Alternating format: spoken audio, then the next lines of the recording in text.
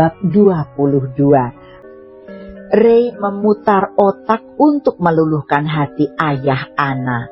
Dia tidak tahu harus berbuat apa. Ini pertama kalinya Rehan bertandang mengunjungi rumah seorang wanita. Biasanya wanitalah yang selalu mengejarnya. Ray melihat tatapan tajam di mata Hendra. Jika dalam dunia bisnis, mungkin bisa saja Ray menekan Hendra. Tapi ini berbeda. Pria di hadapannya ini adalah calon mertuanya. Itu pun jika Anna menerima dirinya. Ray melirik bunga mawar yang dia beli di jalan. Ray mengambil bunga itu tapi dia menyisakan satu tangkai untuk Anna. Tuan Hendra, saya datang baik-baik bertamu. Ray mengulurkan bunga mawar pada Hendra. Ini saya bawakan bunga mawar untuk Tuan. Jika Tuan menghirup aromanya, pasti akan membuat pikiran Tuan jadi tenang. Hendra mendelik melihat bunga mawar yang disodorkan Ray. Kamu kira aku ini wanita apa? Hendra mengambil bunga itu dari tangan Ray. Dia memukul kepala Rehan dengan bunga itu. Ray terlonjak kaget mendapat perlakuan seperti itu. Hai Tuan, jangan kurang Ray menutup bibirnya dengan kedua tangan. Dia tidak jadi untuk meneruskan perkataannya. Rasain kamu, waktunya pembalasan, batin Hendra. Hendra semakin memberi tatapan tajam. Ray menelan salivanya, entah pakai cara apa lagi dia membujuk pria paruh baya itu. Tuan Hendra, saya akan melakukan apapun agar malam ini Anna bisa keluar dengan saya, ucap Ray. Hendra menyunggingkan salah satu sudut bibirnya. Boleh juga tawaranmu. Hendra tampak memikirkan sesuatu. Besok pagi datang kemari. Jangan sampai telat. Kamu harus datang jam 6 pagi. Ray tersenyum. Baik, saya akan datang besok. Hendra lalu meninggalkan Rehan di ruang tamu, seraya tangannya memegang sebuket bunga. Ray merasa lega karena malam ini mendapat izin dari Hendra. Dia kembali duduk di sofa sembari menunggu Anna datang. Anna menuruni anak tangga menemui Rehan. Dia sudah tampak cantik dengan memakai gaun malam yang simpel. Ray tersenyum melihat Anna sudah ada di hadapannya. Dia lalu mengambil setangkai bunga mawar untuk diberikan pada Anna. Sayang, kamu cantik sekali. Ray memberikan bunga mawar itu kepada Anna. Bunga ini untukmu. Anna mengambil bunga pemberian Rehan dan menghirup aroma mawar itu. Terima kasih, tapi jangan panggil aku sayang. Ray mengernyit. Kenapa? Karena aku bukan kekasihmu lagi, kata Anna. Ray terkesiap. Apa kamu tidak mau jadi kekasihku lagi? Anna mengendikkan bahunya. Entahlah, kita lihat saja nanti. Ray terlihat murung akan ucapan Anna yang mengecewakan. Anna tertawa kecil akan raut wajah sedih Rehan. Hei, jangan murung begitu. Kita jadi makan malam tidak? Tanya Anna. Ray mengangguk lalu melangkah keluar pintu rumah. Dia membukakan Anna pintu mobil. Ray terlihat tidak bersemangat. Tiba-tiba saja moodnya memburuk. Anna memperhatikan diri Ray yang tidak bersemangat itu. Ray hanya diam saja di dalam mobil. Ray menyalakan mesin mobil dan berlalu dari sana. Lagi-lagi Ray tidak bicara. Dia hanya fokus menatap jalanan saja. Anna merebahkan kepalanya di pundak Rehan. Jangan marah, aku hanya bercanda saja tadi, ucap Anna. Ray menepikan mobilnya di pinggir jalan. Kamu tidak serius akan ucapan tadi kan? Ana mengangkat kepalanya dari pundak Ray. Dia menatap wajah tampan Reyhan. "Beri aku waktu, Ray." "Baiklah, aku akan memberikan waktu," ucap Reyhan. Reyhan mengelus puncak kepala Ana. Dia lalu kembali menjalankan mobil menuju restoran. Sekitar 30 menit mobil Reyhan sampai di restoran. Ray keluar dari mobil terlebih dahulu. Keduanya lalu menuju meja kosong dan duduk di sana. Ray memanggil pelayan lalu memesan makanan serta minuman. "Ray, aku akan keluar negeri," kata Ana. "Mau ngapain di sana?" tanya Ray. "Aku ingin liburan," jawab Ana. "Berapa lama?" tanya Ray lagi. "Paling tidak ya 3-4 bulan lah," ucap Ana. "Apa? 3-4 bulan?" kaget Ray. "Aku akan kesepian, An. Kenapa lama sekali?" "Itu tidak lama, aku akan cepat pulang," serunya. "Tapi izinkan aku untuk menemui kamu sebulan sekali di sana," ujar Ray. Ana tersenyum lalu mengangguk. "Iya, kamu boleh menyusulku." Ana mengeluarkan kartu black card dari dalam tasnya. Dia lalu menyodorkan kartu itu kepada Ray. "Ini kartumu, aku kembalikan," ucap Ana. "Kenapa dikembalikan? Itu milikmu. Pakai untuk kamu belanja di sana," kata Ray. Ana menggeleng. "Aku juga punya. Ayah yang memberikannya untukku." "Itu dari ayahmu? Lalu ini?" Ray menyodorkan kartu itu di hadapan Ana. "Kartu ini milikmu." "Tapi Ana tidak dapat melanjutkan ucapannya. Ray sudah memotong pembicaraan. "Jangan membantah, ambil saja," ucap Ray. Ana mengambil kartu itu dan memasukkannya kembali ke dalam tas. Dia menuruti keinginan Ray itu, membantah pun percuma saja. Pelayan datang dengan membawa makanan pesanan Ana dan Ray. Pelayan itu menata makanan dan minuman di meja. Dia lalu mempersilahkan pelanggannya untuk menikmati hidangan. "Kita makan dulu," ucap Ana. Ray serta Ana memakan makanan yang telah mereka pesan. Ray memotong daging kecil-kecil, dia lalu menusukkannya dengan garpu. Ray menyodorkan potongan daging itu kepada Ana. "Buka mulutmu." Ana membuka mulutnya. Ray menyuapkan potongan daging itu ke dalam mulut Ana. Begitu juga Ana, dia menyuapkan sayuran pada Ray. Keduanya tampak sangat mesra dengan adegan itu. Ray mengelap sudut bibir Ana yang terdapat sisa makanan.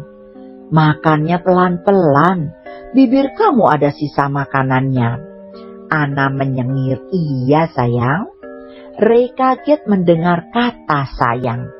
"Kamu beneran sayang aku?" "Enggak tuh, siapa bilang?" kata Ana terkekeh. "Dasar kamu ya." Ray mencubit hidung Ana. Dia sangat gemas akan tingkah teman tapi mesranya itu. Teman tapi mesra karena Ana minta putus dan masih belum menerima Reyhan kembali. Dari kejauhan ada Dimas yang memperhatikan keduanya. Dia tidak sengaja melihat Ana dan Ray yang tengah makan malam di restoran yang sama dengannya. "An, aku di sini, aku merindukanmu," lirih Dimas. Hati Dimas sungguh nyeri melihat pemandangan mesra itu. Ana dengan cepat melupakan dirinya. Setiap malam Dimas selalu menatap foto Ana. Sungguh, Dimas menyesal akan perbuatan yang pernah dia lakukan pada mantan istrinya. Dia rindu akan sosok Ana yang hangat. Dimas merindukan tawa, senyum, serta masakan yang Ana hidangkan untuknya.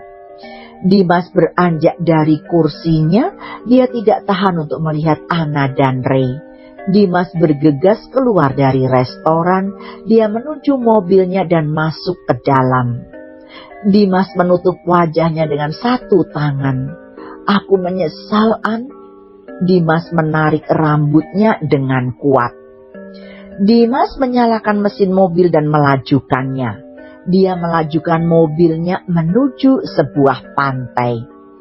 Tidak berapa lama Dimas sampai. Dia keluar dari dalam mobil. Dimas berlari menuju tepi pantai. Dimas terduduk lemas di pasir pantai. Dia menggenggam pasir dengan kuat. Dimas menundukkan kepalanya pada dua sisi lututnya. Dia bersedih dengan ditemani deburan ombak pantai. Mobil Rehan telah sampai di depan gerbang rumah Ana. Setelah makan malam mereka langsung pulang. Sebenarnya Ray ingin mengajak Ana untuk jalan-jalan dahulu. Tapi situasi saat ini sangat membuat Ray tidak enak.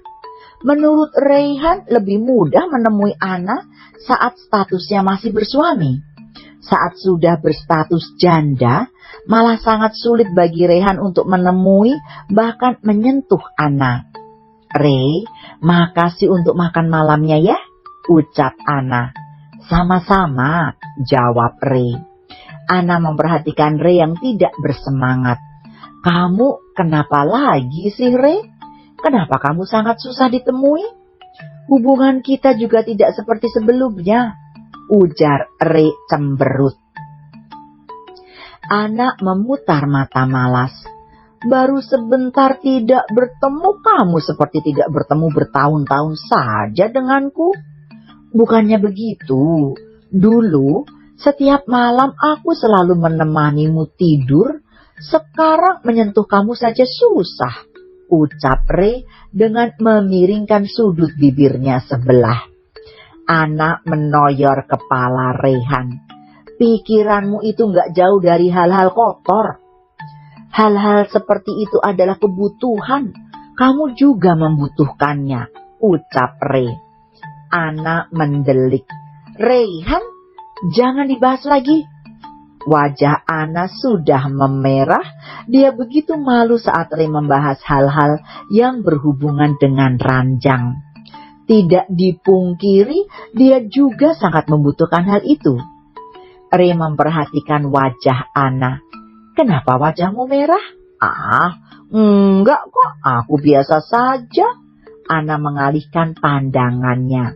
"Kamu malu ya?" bisik Ray. "Ray?" Ana tidak dapat berkata apa-apa. Ray sudah mengunci bibirnya.